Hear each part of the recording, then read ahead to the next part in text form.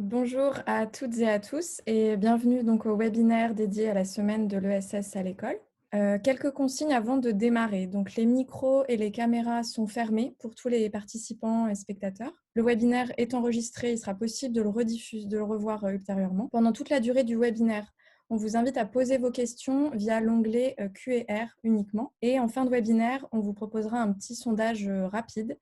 Donc, ne partez pas tout de suite. Aujourd'hui, j'ai le plaisir d'animer ce webinaire. Donc, je me présente, je suis Agathe Ribas, coordinatrice nationale de la semaine de l'ESS à l'école à l'ESPER. Et aujourd'hui, j'ai invité de nombreux acteurs et actrices engagés dans l'éducation à l'économie sociale et solidaire. Ensemble, on va essayer de vous apporter des éléments de réponse à la question comment parvenir à engager des élèves dans une action d'économie sociale et solidaire dans le but de la valoriser pendant la semaine de l'ESS à l'école. Parce qu'on y reviendra un petit peu après, mais la semaine de l'ESS à l'école, c'est un temps d'action, mais également un temps de valorisation d'actions qui ont pu être menées pendant toute l'année. Au programme aujourd'hui, nous allons tout d'abord réintroduire la thématique. De quoi on va parler? On va parler d'économie sociale et solidaire. On va vous apporter notamment quelques éléments chiffrés sur cette économie. Ensuite, on repositionnera le cadre. Comment parler d'ESS aux jeunes? Eh bien, la semaine de l'ESS à l'école est faite pour ça. Ensuite, on verra donc les actions possibles grâce aux témoignages de participants des éditions précédentes. Et puis enfin, un temps où on répondra à toutes vos questions. Tout d'abord, la thématique, l'économie sociale et solidaire ou l'ESS.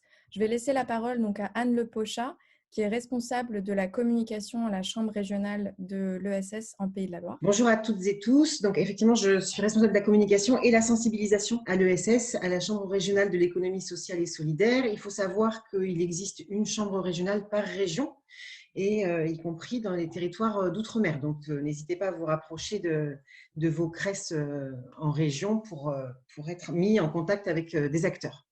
Donc, rapidement, l'économie sociale et solidaire, qu'est-ce que c'est? Comment on peut la définir? Alors, il y a trois façons de pouvoir la définir. La première, on la définit par ses principes, qui sont, là, on en a mis trois. Après, il y a des valeurs que Agathe a listées, mais les trois grands principes de l'ESS qui sont communs aux différents types de structures de l'économie sociale et solidaire, c'est tout d'abord la finalité d'intérêt général ou collectif.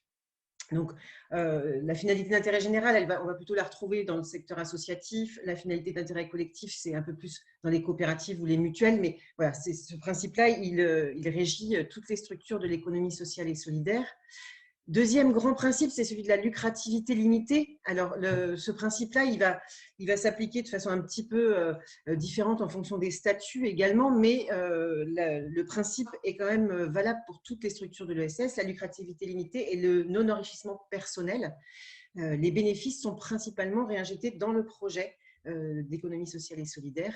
Et puis, troisième grand principe qui régit l'ESS, c'est le principe démocratique de une personne égale une voix. Donc, les décisions sont prises de façon démocratique. Chaque personne a le même poids dans une structure de l'économie sociale et solidaire. Donc ça, ce sont les trois grands principes. Ensuite, on peut définir également l'ESS par ses statuts. Donc, les statuts, on va dire, historiques que sont les associations, les coopératives, les mutuelles, les fondations. Et puis, depuis la loi de 2014, les sociétés commerciales de l'ESS qui appliquent les principes qu'on a vus juste avant et qui doivent les inscrire dans leur statut pour rentrer dans le périmètre de l'ESS. Donc, ce sont des entreprises qui vont concilier à la fois la performance économique et l'utilité sociale sur leur territoire. Et puis, donc, comme je le disais, il y a un cadre légal qui a été défini en juillet 2014, qu'on appelle aussi la loi Hamon, et qui définit et donne le périmètre et le cadre de l'économie sociale et solidaire, et qui la reconnaît comme un mode d'entreprendre et de développement économique adapté à tous les domaines de l'activité humaine. Donc, quelques chiffres sur l'économie sociale et solidaire en France, là, qui sont tirés d'un atlas qui est édité par ESS France. Donc, ça représente plus de 220 000 établissements en France et plus de 2,4 millions de salariés, soit un peu plus de 10% de l'emploi salarié et environ 14% de l'emploi salarié privé. L'économie sociale et solidaire, ce n'est pas uniquement des salariés, ce sont aussi des bénévoles, puisque à la fois dans les associations, mais également dans les mutuelles, il y a des bénévoles. Donc, c'est 22 millions de bénévoles en France. Et plus de 90% de ces bénévoles, ils exercent leur activité dans une association. Donc, on a un monde associatif très riche en France avec énormément de personnes investies. Et puis, il y a quelques chiffres sur donc, les personnes. Il y a 35 millions de personnes en France qui adhèrent à une mutuelle de santé, 20 millions à une mutuelle d'assurance et 29 millions de personnes qui sont sociétaires d'une coopérative. Donc, on voit que ça représente quand même des chiffres importants. Et puis après, une dernière slide pour montrer dans quel secteur d'activité l'ESS est très présente. Alors, je ne vais pas le détailler parce que vous aurez le PowerPoint, donc vous pourrez voir ces chiffres, puis vous les retrouverez sur le site de SS France également. Mais voilà, l'économie sociale et solidaire, elle est très présente dans l'action sociale, dans la santé, tout ce qui est autour du sport, des loisirs, de la culture, mais également l'enseignement, également l'agriculture via la coopération notamment, et puis dans le monde bancaire et le monde de l'assurance. Donc voilà, je ne vous détaille pas tous les chiffres, vous les avez là. Ce qui est important de dire, c'est qu'on remarque que les élèves ont vraiment montré un intérêt de plus en plus fort pour des thématiques qui sont assez sociétales, comme la question de l'économie circulaire, du réemploi ou la question des circuits courts, de l'alimentation durable. Et du coup, il faut savoir qu'il y a beaucoup d'acteurs de l'ESS qui agissent dans ces secteurs d'activité. Donc, n'hésitez pas dans vos régions respectives à vous rapprocher des CRES qui pourront vous mettre en lien avec des acteurs de votre territoire.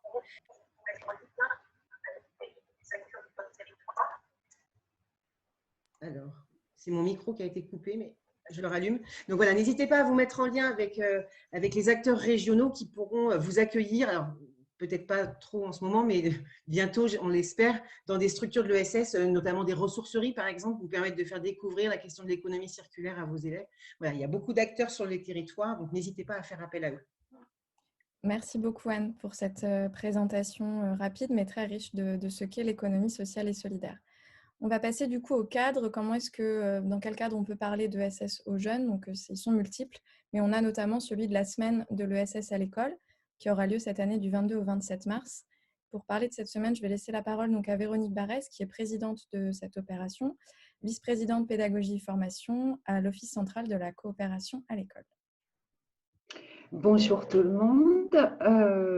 Alors, la semaine de l'ESS qui existe et qui va connaître une 5e édition voilà, qu'on espère pouvoir se tenir du 22 au 27 mars cette année.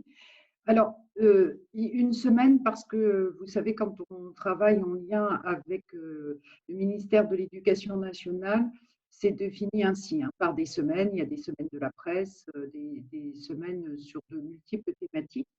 Donc, il y en a une pour l'économie sociale et solidaire. C'est plutôt un temps là de valorisation des travaux qui auraient été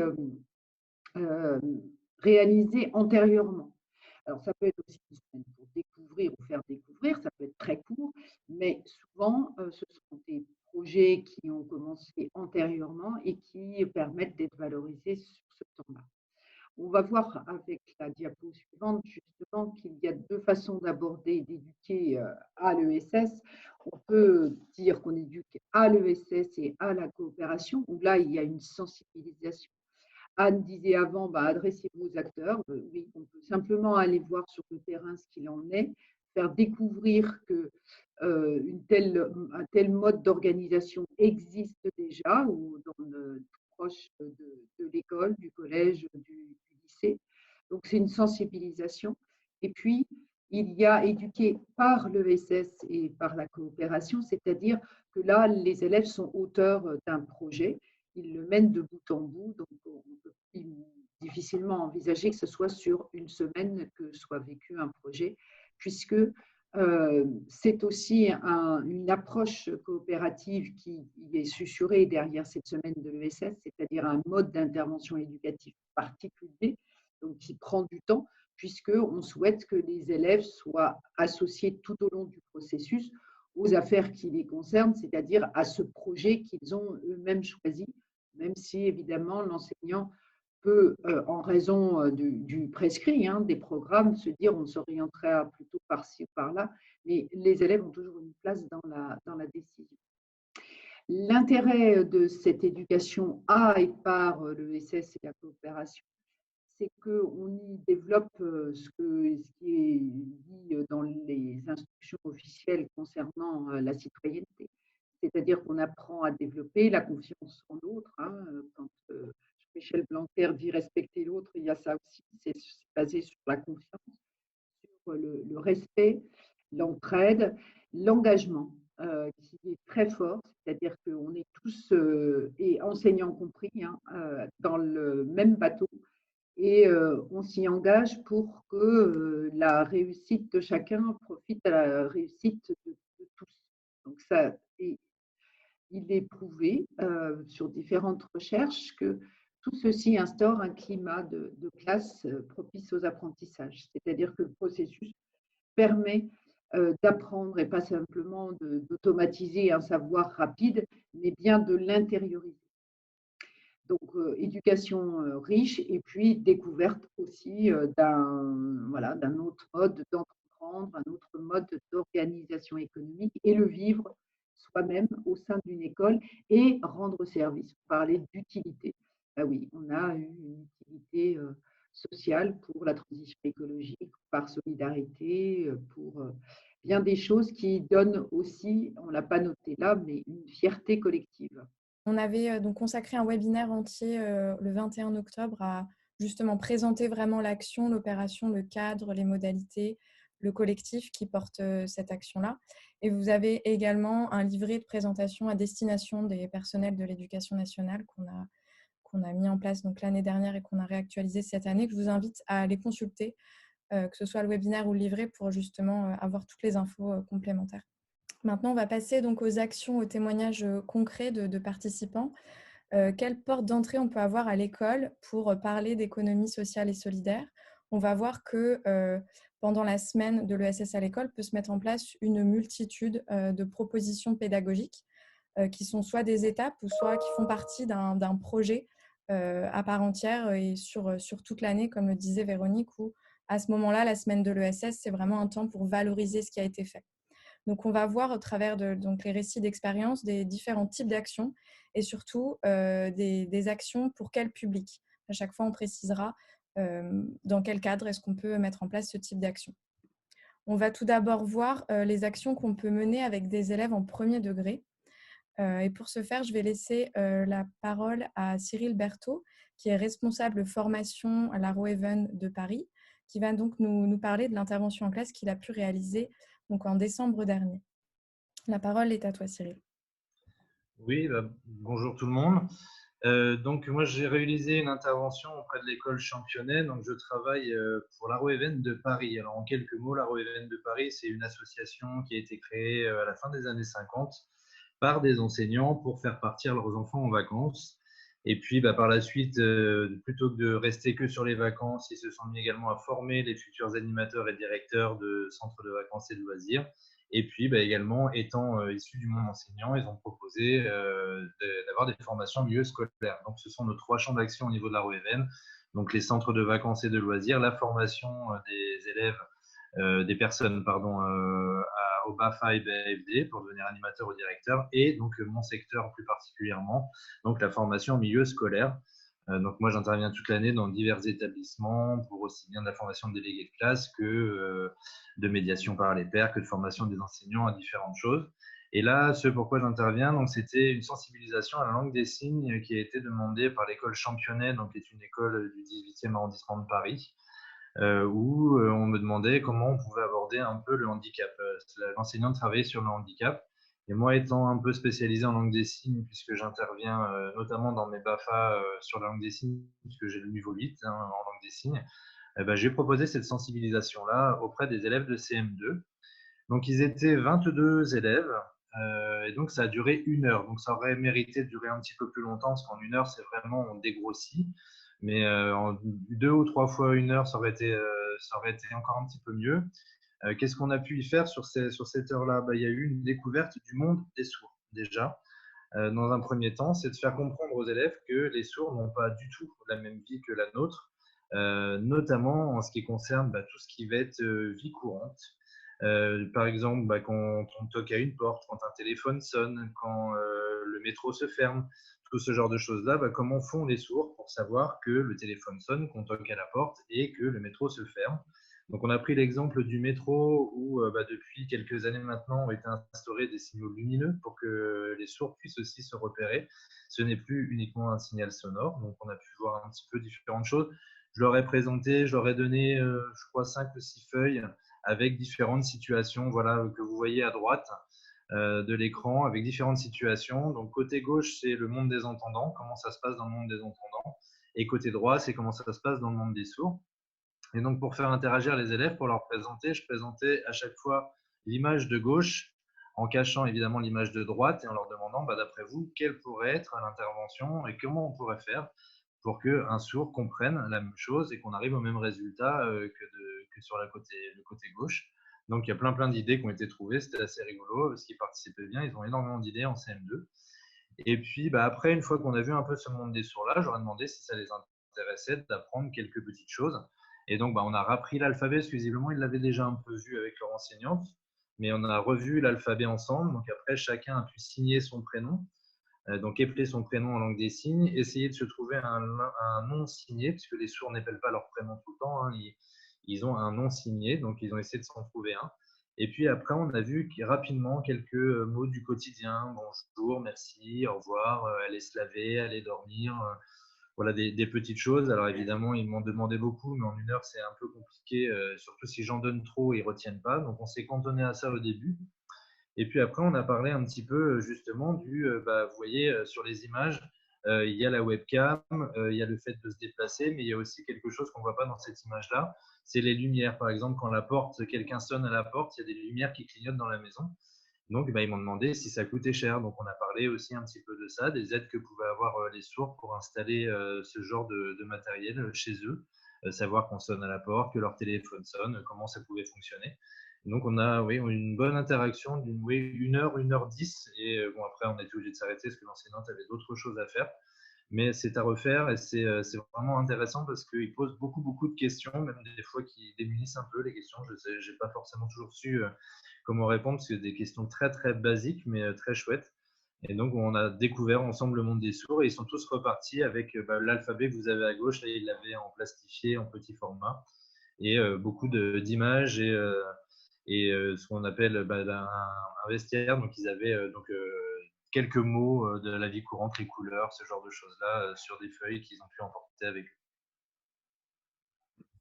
Merci beaucoup Cyril pour ce témoignage qui illustre en fait une entrée thématique dans l'économie sociale et solidaire par la thématique du handicap et du fait que parfois les enseignants peuvent contacter des acteurs et des actrices de l'ESS par ce type d'entrée et on peut y répondre de cette façon-là. Merci beaucoup Cyril. On verra à la fin du webinaire si on a des questions à vous poser. Merci beaucoup. Pas de souci. On va passer au conseil de coopérative qui va nous être présenté par Sophie Houry, coordinatrice pédagogique nationale à l'Office central de la coopération à l'école. Sophie, c'est à toi. Oui, merci Agathe. Bonjour, donc voilà, juste un petit mot pour vous expliquer le conseil de COP, en quoi ça consiste et puis surtout pourquoi il est intéressant d'en parler dans le cadre de l'ESS. Parce qu'en fait, c'est un dispositif qui permet de positionner les élèves comme citoyens. L'enseignant donc les accompagne dans cet exercice et dans cet apprentissage, puisque c'est un long processus. Donc, on répond là, on travaille là avec eux, du coup, le principe de gestion démocratique dont il était question au début du webinaire. Voilà, donc pendant les conseils de COP, les élèves, mais les enseignants aussi, discutent, argumentent, écoutent les autres et puis prennent des décisions collectives sur les sujets qui les concernent. Je vous ai proposé 2 petites vidéos assez courtes pour vous donner une idée de ce que c'est concrètement. Donc là, on a un petit bout d'un conseil de COP dans la classe d'un enseignant qui s'appelle François, avec des élèves de CM. Ça dure quelques minutes. Je vous propose de le regarder ensemble. Et on nous a proposé, dans le cadre de l'UCEP, des journées sportives qu'on fait, on nous a proposé d'avoir un cycle, donc un certain nombre de séances, 6 séances en fait, pour apprendre la balle ovale. La balle ovale, c'est une initiation au rugby.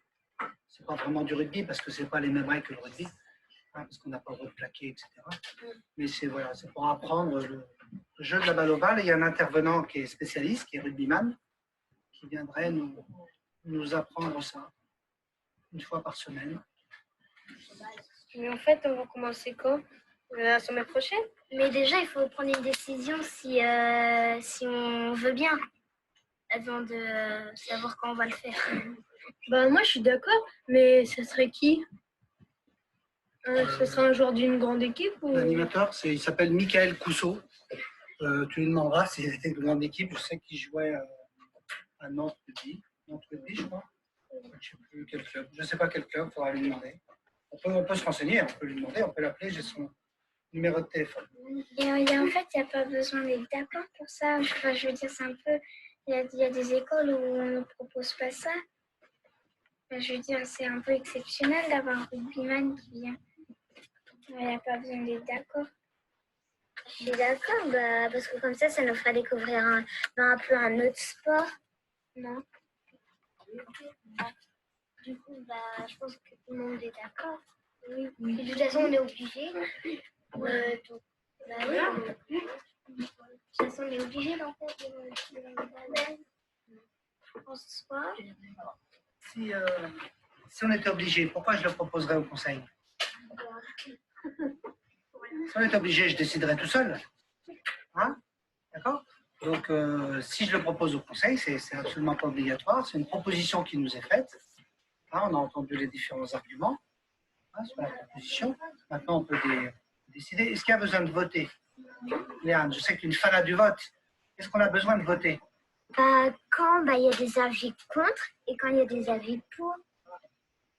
Parce que sinon, s'il n'y a que des avis pour, ça ne sert à rien de voter. J'ai entendu les avis contre. Non? Donc, du coup, je pense que la plupart est d'accord. Donc, du coup, il y aura un rugbyman qui viendra et, pour faire de la balle ovale. Nous passons aux responsabilités. Je voudrais être responsable toilette. Maxime.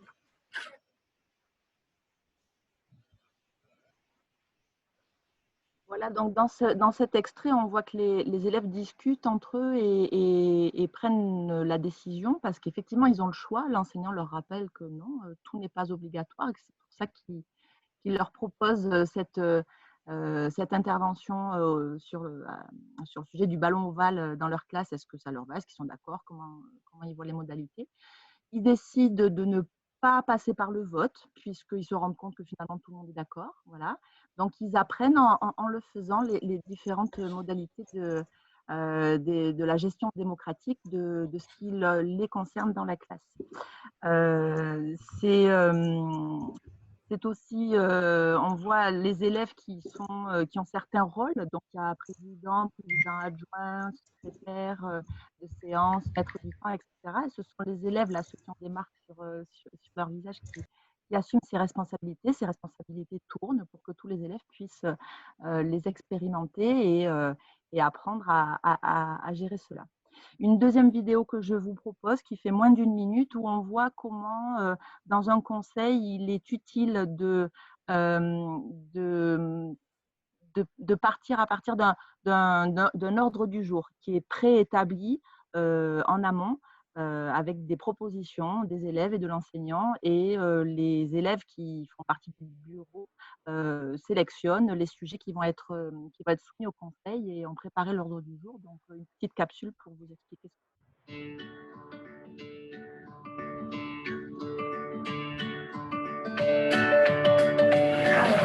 Est-ce que je peux lire l'ordre du jour? Les correspondants proposés par Gilles, jeux dans la cour proposés par la classe, emmener sa trousse chez soi proposé par Chloé, attendre moins longtemps devant la cantine proposé par Roland, les ordinateurs de la classe proposés par Baptiste, rangement des cartables Anna et Gabriel. C'est tout.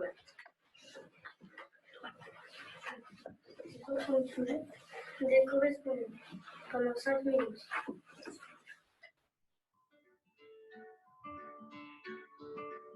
Donc, on voit qu'il y a différents sujets qui sont possibles. Pendant la CES, il est possible de valoriser le fait qu'il y a un conseil de COP qui est instauré dans votre classe. Soit vous décidez de profiter de la CES pour commencer à le mettre en place avec l'aide de l'OCCE, par exemple. Ou alors, c'est un conseil qui existe déjà dans votre classe et vous pouvez profiter de la semaine de l'ESS à l'école pour peut-être inviter les élèves et les enseignants d'autres classes à venir observer votre conseil, à faire des échanges, si eux aussi ils en ont un, voir comment ça fonctionne et comment ça pourrait être éventuellement amélioré, ou bien même inviter les parents peut-être à assister, pourquoi pas. Voilà, donc il y a des documents qui existent, qui rappellent les fondamentaux et puis un flyer décrivant pourquoi, quel intérêt d'installer un conseil de COP dans sa classe, avec tout un tas d'informations pour éventuellement contacter l'OCCE si vous avez besoin d'être accompagné ou formé. Merci. Merci beaucoup, Sophie. On va passer maintenant aux actions qu'on peut mener avec des élèves du second degré cette fois-ci. Et je vais laisser la parole à Angélique Alasta, fondatrice de l'association My Perfect Link et journaliste également, pour nous parler d'un atelier de sensibilisation à l'économie sociale et solidaire qu'elle a animé donc l'année dernière, en 2019. Angélique, la parole est à toi. Alors oui, bonjour à tous. Donc effectivement, j'ai eu le plaisir d'animer en 2019 au lycée Estienne-d'Orve un atelier qui consistait en fait à expliquer à des enseignants et à des élèves comment est-ce qu'on pouvait mener une action solidaire, une action caritative, simplement, facilement, avec quelques règles à appliquer.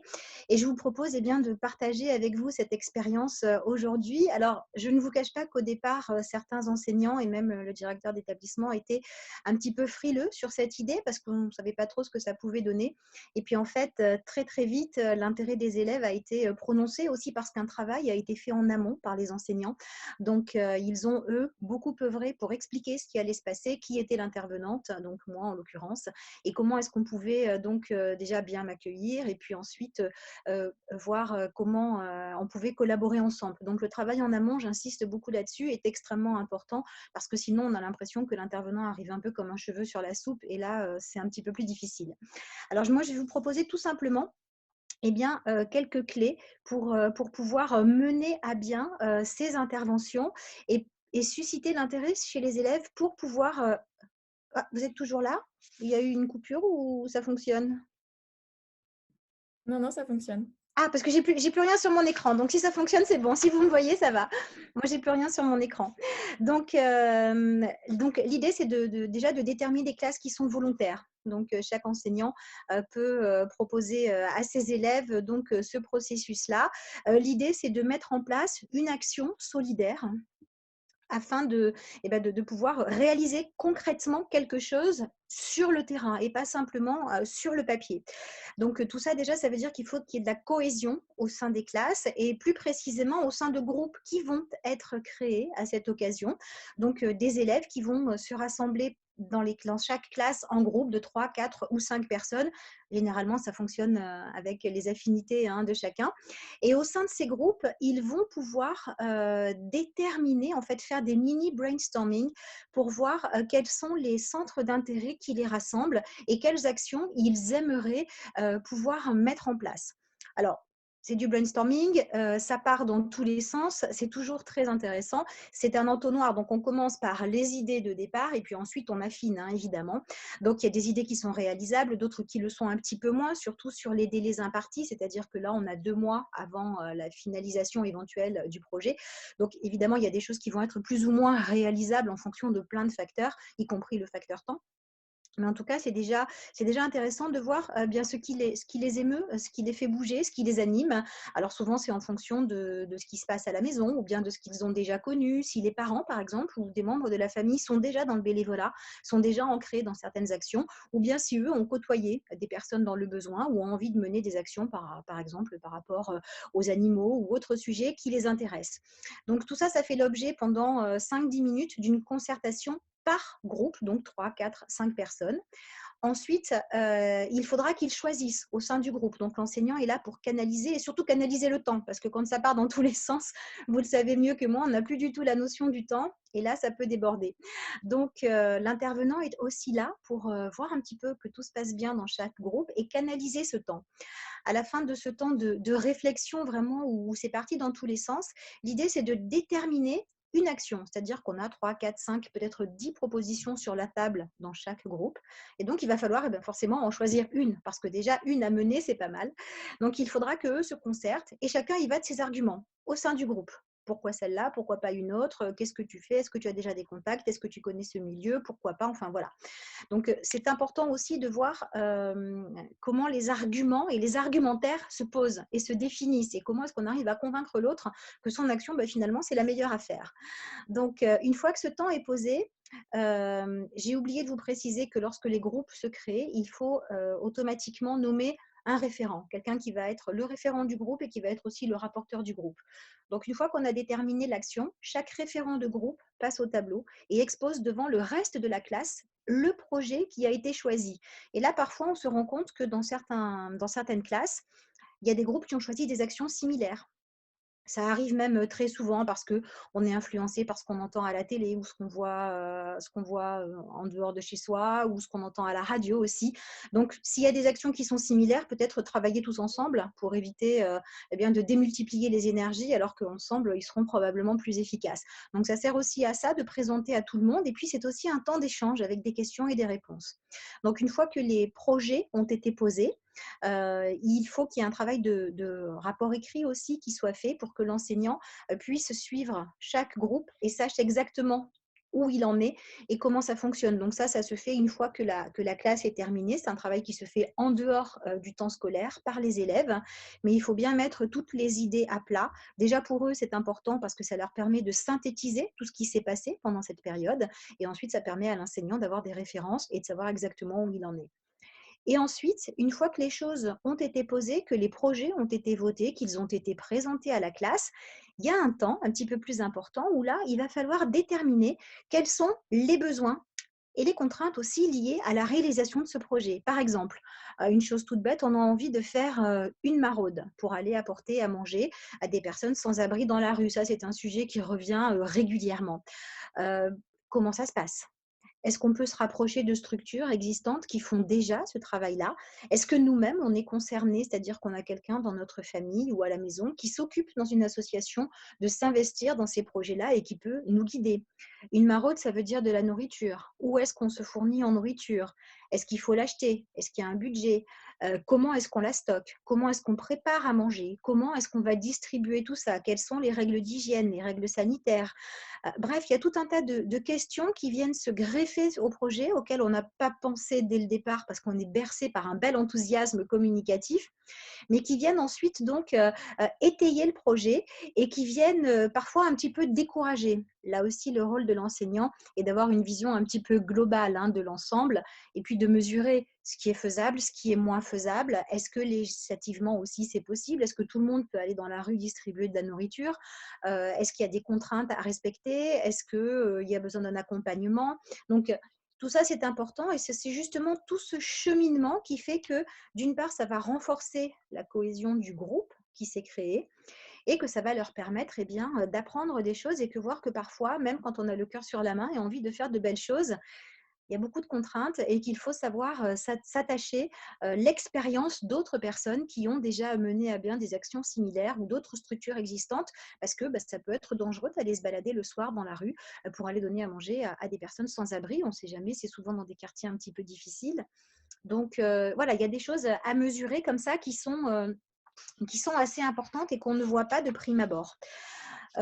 Ça aussi, évidemment, ça fait l'objet d'un rapport écrit, donc à la suite de ce qui a été, on va dire, énoncé précédemment. Et ce projet, voilà, maintenant, il est posé, il est sur la table. Et donc, le rôle de l'enseignant, ensuite, et avec peut-être d'autres personnes de l'établissement scolaire, eh bien, c'est de voir s'il y a besoin de documentation, s'il y a besoin de faire appel à d'autres bonnes volontés pour aider dans certains domaines, dans certains points clés du déroulé de l'action. Comment est-ce qu'on peut s'attacher eh bien, à toutes les ressources qui sont présentes dans l'établissement scolaire et est-ce qu'on a besoin de ressources de l'extérieur? Si oui, comment, dans quelle mesure et comment fait-on appel à elles? Par exemple, est-ce qu'on a besoin d'autorisation spécifique pour pouvoir stocker de la nourriture? Pardon? Vous m'entendez toujours? On t'entend, Angélique. Ah, c'est bon. Donc, j'ai presque terminé. Mais moi, je ne vous vois plus du tout. J'ai plus rien. Donc, c'est pour ça que je suis un petit peu déstabilisée. Donc voilà, l'idée, c'est d'avoir tous ces projets qui sont sur la table et que chaque enseignant référent puisse, d'une part, faire des points réguliers avec chaque groupe pour savoir où il est dans son travail. Est-ce que les personnes du groupe ont besoin d'aide pour continuer, poursuivre le développement de l'action et puis aussi les motiver parce que parfois, eh bien, il y a des moments de découragement et c'est normal quand on ne l'a jamais fait. Donc cette action, elle avait été menée au sein du lycée Estiendorf. Malheureusement, la crise sanitaire est passée par là, mais il y avait des projets qui étaient extrêmement intéressants, qui ont émergé de groupes. Et certains enseignants me disaient même qu'ils n'avaient pas imaginé que leurs élèves puissent s'intéresser à des domaines aussi variés et aussi différents les uns des autres au regard de ce qu'ils connaissaient de leurs élèves et que donc les centres d'intérêt pouvaient vraiment varier d'un groupe à l'autre, certes, mais aussi que les élèves s'intéressaient à plein de choses et qu'ils en ignoraient pour la plupart eh bien, l'efficacité et l'efficience sur le terrain. Donc, j'ai un petit vade-mecum que je tiens à votre disposition par le biais de l'ESPER, évidemment. Et puis, on peut échanger à votre convenance si vous avez besoin de poser des questions ou bien d'aide même sur le terrain. On peut éventuellement envisager de faire des visioconférences ou des rencontres sur le terrain si vous pensez que cela peut être utile pour vous. Moi, je suis à votre disposition. J'ai créé beaucoup de projets. J'en ai certains qui sont devenus nationaux et que je développe donc tout au long de l'année un petit peu partout sur le territoire et qui portent leurs fruits avec des écoles, avec des jeunes, avec des services jeunesse dans des municipalités. Donc, j'ai un petit peu d'expérience et je la mets volontiers à votre service pour qu'on puisse grandir ensemble et développer encore plus de choses. Voilà. Merci beaucoup, Angélique, pour ce témoignage très riche, très intéressant. Je vais passer la parole à Mélanie qui va nous présenter donc, aussi une autre proposition pédagogique qu'on peut avoir pendant la semaine de l'ESS à l'école, qui est l'exposition sur l'économie sociale et solidaire. Mélanie, la parole est à toi. Oui, bonsoir. Donc, je vais vous présenter l'exposition Quesaco. Je vais revenir d'abord sur sa conception. C'est une exposition qui est issue d'un partenariat MGEN, CRES et l'ESPER. Elle a été créée par deux délégués MGEN qui sont à l'île de la Réunion, Thierry Messas et Nicolas Prunière. Alors, la composition de l'exposition, donc Quesaco, c'est le nom de l'exposition. Elle se compose de 9 kakémonos qui sont montés sur des panneaux autoportants, donc dans des housses, c'est très pratique. Normalement, je pense que sur la diapositive suivante, vous pouvez la voir. Il y a quelques semaines, elle était exploitée par des élèves d'un lycée de La Rochelle. Il existe aussi une version au format A3 sur du papier glacé de l'exposition. Agathe, si tu peux. Voilà, merci. Ce qui est assez pratique quand on a moins de place. Donc là, c'était durant le mois de novembre dernier, le mois de l'ESS. Elle était affichée sur un des murs de la section MGEN. Voilà. Donc c'est une exposition qui est très pratique, qui est très synthétique et qui permettent, au moyen des 9 panneaux, une approche très simplifiée de l'ESS. Alors, les panneaux peuvent être présentés tous ensemble ou alors, bon, je reviendrai plus tard, on peut choisir de faire une présentation restreinte. Donc, le panneau numéro 1 que vous avez à l'écran, c'est la présentation. Juste avant, merci. C'est la présentation de l'exposition avec son titre et avec les mots-clés. Ensuite, vous avez le kakémono numéro 2 qui peut fonctionner isolément, qui présente les grands piliers, les piliers, les fondements de l'ESS. Les 3 kakémonos suivants, le 3, le 4, le 5, sont indissociables, puisque donc il faut les présenter idéalement côte à côte. Ils présentent les grandes structures de l'ESS que sont donc les coopératives, ce que vous voyez à l'écran, les mutuelles et puis les associations. Les deux kakémonos suivants fonctionnent également en binôme. Il y en a un sur l'économie collaborative et l'autre sur l'économie circulaire. Pardon. Le kakémono numéro 8 concerne le financement solidaire et le dernier kakémono concerne l'ESS dans votre région. Voilà. Donc, comme je vous le disais, on n'est pas, si on a un espace restreint, on n'est pas obligé d'exposer tous les panneaux. On peut faire une sélection ou pour les éductours, on peut très bien faire une sélection, soit du panneau qui présente les grands piliers, les fondements de l'ESS, ou alors simplement les structures. Donc, cette exposition, elle peut être proposée aux établissements scolaires, notamment ceux qui veulent s'engager dans un projet en ESS. L'avantage, c'est que ça sert vraiment de point de départ pour les enseignants et pour les élèves pour dégrossir ce que c'est que l'ESS, quelles sont les structures de l'ESS, etc. Ça rassure les enseignants et puis c'est quelque chose en général qui est assez ludique pour les élèves puisque souvent c'est présenté soit au CDI, soit dans le hall, ils se déplacent, ils font ça en autonomie. Mais l'exposition, elle peut être aussi mise à disposition du grand public puisque vous l'avez vu tout à l'heure, nous on l'a présenté dans le hall de la section, mais on l'a aussi proposé à un ESUS de La Rochelle qui fait des actions de sensibilisation autour de l'ESS, de l'économie circulaire. Pour les scolaires, c'est une exposition qui s'accompagne d'un livret pédagogique. Donc là, vous avez le sommaire du livret pédagogique à l'écran. Le livret pédagogique, donc, il est au format numérique. On l'envoie directement aux enseignants. Il fait une vingtaine de pages. Dans la première partie, vous avez des activités pédagogiques qui sont proposées aux enseignants avec différents niveaux. Donc, pour les plus jeunes, vous avez simplement des quiz. Et puis, pour les plus grands, comme les lycéens, vous avez des questionnaires experts. Et ce qui est assez pratique pour les enseignants, c'est que vous avez les corrigés qui sont fournis dans le livret pédagogique.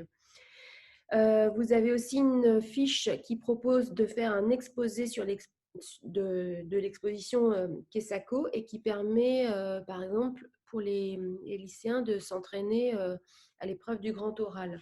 Et vous avez 3 niveaux de difficulté pour cette fiche d'activité. Et puis, vous avez une dernière fiche pédagogique qui propose un projet sur une année, un projet annuel à destination des classes de seconde et pour les enseignants de sciences économiques et sociales. C'est un projet qui a déjà été expérimenté sur 5 classes de seconde. Donc, au premier trimestre, on propose une visite de l'exposition. Au deuxième trimestre, on propose aux élèves de réaliser un exposé, donc de travailler les compétences à l'oral. Et au troisième trimestre, les élèves présentent une structure de l'ESS de leur choix. Voilà. Dans la deuxième partie du livret pédagogique, on trouve des fiches intitulées « Pour aller plus loin », avec notamment une mise en perspective historique sur les piliers de l'ESS, et puis différents témoignages, comme par exemple la MGEN, une mutuelle comme une autre, point d'interrogation. Vous avez des témoignages sur différentes associations, sur une coopérative. À la toute fin du livret, vous avez une page pour en savoir plus avec des ressources, donc cytographie, bibliographie, filmographie et podcast. Voilà. Pour des questions pratiques, moi j'ai créé ici en section une convention de mise à disposition pour les établissements pour que, dans le même esprit en fait que la convention que l'on utilise pour les expositions Cartooning for Peace, ce qui fait qu'on a un document très cadré pour pouvoir mettre à disposition l'exposition Kessako, en général pour une période de 15 jours. Voilà, avec signature du responsable régional et signature du chef d'établissement. Donc, si certains désirent récupérer cette convention, pouvez passer par Agathe et puis je la transmettrai volontiers. Voilà, moi j'ai terminé. Merci beaucoup Mélanie pour le détail de cette exposition et de son livret pédagogique. Donc évidemment, vous aurez tous les documents à la suite de ça. Donc on va passer maintenant au forum à la visite d'entreprise avec Marlène Thomassian, enseignante de sciences économiques et sociales dans l'Académie de Nice. Bonjour à tous, est-ce que c'est bon? Vous m'entendez? Oui, c'est bon, vous entendez. Oui, super. Donc, je tiens tout d'abord à remercier l'ESPER et particulièrement Madame Agathe Riba de m'avoir invitée à participer à ce webinaire et de pouvoir partager avec vous, bonjour Angélique, et de pouvoir partager avec vous les différentes actions auxquelles j'ai pris part donc, durant l'année 2019 au lycée d'Estienne-d'Or. Donc, parmi ces actions, ici, je vais vous en présenter donc 4, avec le point d'orgue qui est l'organisation du deuxième forum de l'ESS pendant le mois de l'ESS. Donc, la première, c'est l'exposition de l'ESPER. Dans la foulée, il y a eu la sortie pédagogique, puis l'intervention lors de la semaine de l'ESS à l'école. Donc, en fait, les 3 premières actions, elles se sont déroulées dans un temps assez resserré qui était le mois de mars 2019. Et puis après, avec toute l'équipe, on a travaillé avec toute l'équipe projet donc sur la concrétisation du deuxième forum de l'ESS. Alors, voyons maintenant donc la première action, l'exposition de l'ESPER. Donc, mon intervention, elle s'inscrit vraiment dans la droite ligne des 2 témoignages précédents, hein, parce que je tiens à souligner l'importance en fait de cette exposition qui s'est déroulée, donc tenue au CDI du lycée. Puisque, comme l'a dit donc l'intervenante précédente, ça permet à l'enseignant de vraiment dégrossir ce qu'est l'ESS et de les familiariser avec un autre modèle économique, enfin, par rapport à l'économie classique, et ça, c'est très important. Donc, concrètement, comment ça s'est passé les visites donc en demi-groupe de classe d'élèves sur un temps d'1 heure pour travailler donc sur cette exposition. Les 2 objectifs étaient donc de sensibiliser les élèves et leur faire découvrir donc l'ESS, et puis également de les préparer à la visite pédagogique, à la sortie pédagogique. Donc ça, c'est la 2e action qui a été réalisée dans la foulée. Donc, nous avons donc visité une association qui s'appelle le Forum Georges François. Donc, c'est une association avec de multiples entrées, puisqu'à la fois espace socioculturel, restaurant solidaire, épicerie solidaire, également friperie, etc. Les objectifs de cette sortie pédagogique, eh bien, c'était de poursuivre la découverte du monde professionnel de l'ESS avec, cette fois-ci, un exemple concret à proposer aux élèves. Le déroulement de la sortie s'est déroulé donc en 3 temps, avec l'intervention du directeur, M. Martin Pourbet, et puis échange avec les élèves. On avait préparé en amont donc différentes questions avec les élèves, toujours en prenant appui sur la première action qui était donc l'exposition, et on a terminé donc par la visite de l'établissement. Troisième action, l'intervention donc lors de la semaine de l'ESS à l'école, d'une séance d'1 heure avec 2 intervenants de la MGEN, donc M. Lionel Le Gouen, président de la MGEN des Alpes-Maritimes, et M. Serge Scanodi-Colello, donc directeur de la MGEN Nice. Et les objectifs de cette intervention donc, étaient multiples. Donc, faire expérimenter aux élèves différents modes de prise de décision, du plus autoritaire au plus démocratique, et donc leur faire découvrir et toucher du doigt en fait la gouvernance démocratique qui caractérisent les organisations de l'ESS. Bien évidemment, d'enrichir leurs connaissances, le fonctionnement, le mode de fonctionnement, les valeurs qui sont portées par ces organisations. Et puis enfin, leur proposer, dans la foulée de la première sortie pédagogique, eh bien, un deuxième exemple concret d'organisation de l'ESS à travers la MGEN. Donc, toutes ces actions, ces 3 actions, elles ont vraiment été des jalons importants pour la genèse et la concrétisation en fait, de la 4e action qui a été donc l'organisation du 2e forum de l'ESS durant le mois de novembre, qui est le mois donc, de l'économie sociale et solidaire. Donc, les objectifs, c'était de poursuivre la découverte de l'ESS, mais cette fois-ci avec des ateliers thématiques animés donc par des professionnels de l'ESS, dont Madame Angélique Alasta, qui est intervenue tout à l'heure. Et bien évidemment, toutes ces actions, et celle-ci en particulier, donc, elles s'inscrivent dans le parcours à venir des élèves, destinés à construire leur orientation et à découvrir le monde professionnel. Et puis, bien évidemment, ces actions aussi, elles s'inscrivent dans le programme scolaire de différentes disciplines des élèves.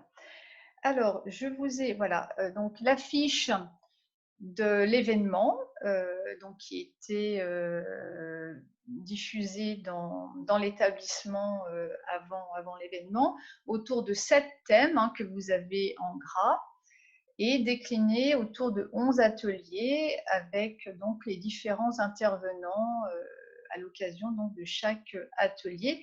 Le public cible, donc c'était des élèves de première et de terminale STMG ainsi que des élèves préparationnaires CPGE, économie, commerce. Donc voilà pour la présentation de ces différentes actions. Alors, je tiens à souligner donc, que les actions préalables ont vraiment contribué à la genèse et à la concrétisation de la 4e action de grande ampleur qu'est le projet de forum. Et pour 3 raisons, en fait, donc elles ont joué un rôle de catalyseur, en fait, et pour 3 raisons. Donc la première, c'est qu'elles ont permis d'accroître au fur et à mesure donc l'implication des élèves pour l'ESS. Deuxièmement, ça a permis de fédérer une équipe projet qui s'est petit à petit étoffée pour réaliser la 4e action de grande ampleur. Et enfin, toutes ces précédentes actions, elles ont également permis de légitimer l'organisation d'un tel projet au sein de l'établissement. Voilà, je vous remercie et je reste à votre disposition pour d'éventuelles questions un peu plus concrètes, opérationnelles. Merci beaucoup Marlène pour ce témoignage. On va maintenant, donc je vous rappelle que la semaine de l'ESS à l'école, c'est une semaine qui s'adresse aux élèves de la primaire jusqu'aux études supérieures. On va voir maintenant un exemple de projet à l'université. Et pour ce faire, je vais laisser la parole à Sophie Caldagues, qui est étudiante en M2, insertion professionnelle, entrepreneuriat social et solidaire dans l'Académie de Créteil. Sophie, c'est à toi pour le dernier témoignage. Merci Agathe. Bonsoir à tous. Tout d'abord, je voulais dire que je suis ravie que des enseignants s'intéressent à la question parce que moi, au lycée, je n'avais pas vraiment accès à l'ESS et j'en ai fait mes études, donc je suis ravie de cela. Alors, moi, j'ai 28 ans et je suis actuellement en Master 2, donc comme l'a dit Agathe. Je suis à l'Université Gustave Eiffel, dans le 77 à Champs-sur-Marne. Et j'ai un parcours assez atypique puisque j'ai fait une classe prépa littéraire, j'ai fait un CAP restauration, j'ai fait une licence langue étrangère appliquée. Enfin, j'ai un peu touché à tout avant de faire un service civique et me rendre compte que l'ESS, c'était un peu ma vocation. Donc, j'ai notamment rejoint l'université qui était anciennement Université Paris-Est-Marne-la-Vallée, qui est rattachée à la chaire ESS d'ailleurs. Alors, je tiens aussi à dire que je suis en alternance à l'association 100 000 entrepreneurs. Peut-être que certains d'entre vous la connaissent. Voilà. Alors, tu peux passer peut-être. Voilà. Donc, mon projet de ressourcerie, c'est notamment fonder un écolieu. Donc, on est 4 sur le projet, 4 collègues de master, une ressourcerie temporaire sur le campus. Et le but, c'est vraiment de créer un lieu qui regroupe les résidents et les non-résidents de Champs-sur-Marne, la ville dans laquelle est le campus, et créer du lien social. Donc, en fait, ce projet, ça regroupera des ateliers de sensibilisation à l'ESS, à l'écologie, et on va aussi inclure une notion de culture dans le projet, avec notamment un événement que je l'espère pendant la semaine de l'ESS, sinon pendant la semaine du développement durable, avec des ateliers d'artistes, des ateliers d'acteurs locaux qui viendront témoigner aussi pour faire vivre le campus. Donc le projet existe déjà depuis 3 ans avec des partenaires très impliqués. Nous, on veut vraiment le mettre en œuvre cette année en le mettant en avant, puisque l'objectif, c'est vraiment comme je l'ai déjà dit, de donner un lieu de vie pour que tous les acteurs de ce territoire puissent s'y retrouver. Donc une ressourcerie, c'est une structure qui collecte les objets que les personnes n'utilisent plus pour les redonner ou les revendre à prix solidaire. Donc, en fait, il y a aussi des ateliers de réparation, voilà, tout ça. Alors, je vais compléter avec la slide suivante. Donc, pourquoi, pour moi, à 28 ans, qui étudie l'ESS, c'est important de parler de l'ESS à l'école parce que c'est une alternative concrète aux difficultés engendrées par le capitalisme néolibéral. Enfin, on l'a vu que la société va mal et que ça peut être une alternative. Et elle propose des actions réelles aux besoins fondamentaux non satisfaits des citoyens de la société française et même ailleurs. Donc, moi, je pense que c'est très important. Encore une fois, je suis ravie que les jeunes puissent l'aborder le plus tôt possible parce que pour moi, c'est vraiment une alternative aujourd'hui. Et du coup, tu peux passer à la slide. Donc, si je devais résumer, pour moi, l'ESS, c'est une vision puisque j'ai découvert aussi une opportunité de carrière dans mon parcours, une solution réaliste pour mettre du sens au quotidien dans ce que je fais et j'espère pouvoir le transmettre aux autres dans mon parcours professionnel. Et c'est surtout, comme aujourd'hui, rencontrer des acteurs et des actrices engagés pour le bien des personnes et de la société. Donc, c'est un peu bisounours, mais voilà, moi, c'est ce qui me tient à cœur et je voulais le transmettre. Voilà, j'espère que je n'ai pas trop dépassé. Je suis allée vite. Merci Sophie, c'est parfait. Merci beaucoup pour ce témoignage, puis pour cette belle conclusion de ce que c'est l'ESS pour toi.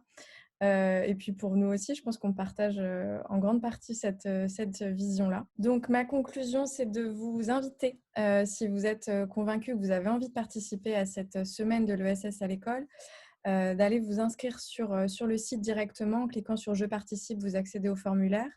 Vous retrouverez sur le site des actualités, des outils pédagogiques pour transmettre directement l'ESS en classe. On a pensé aussi des outils que vous pouvez utiliser en classe si jamais des interventions d'acteurs ou d'actrices de l'ESS ne sont pas possibles. Vous pouvez vous approprier vous-même les outils. Vous avez des référents de l'ESPER et de l'OCCE notamment, et des CRES partout en France que vous pouvez solliciter pour venir en classe, donc intervenir et sensibiliser vos jeunes à l'ESS. Toutes ces informations-là seront disponibles dans un article qu'on vous enverra. Donc, je vous donne rendez-vous du 22 au 27 mars donc 2021. Vous avez mon contact juste en dessous. Je vous souhaite une très bonne soirée. Je vous dis à très bientôt.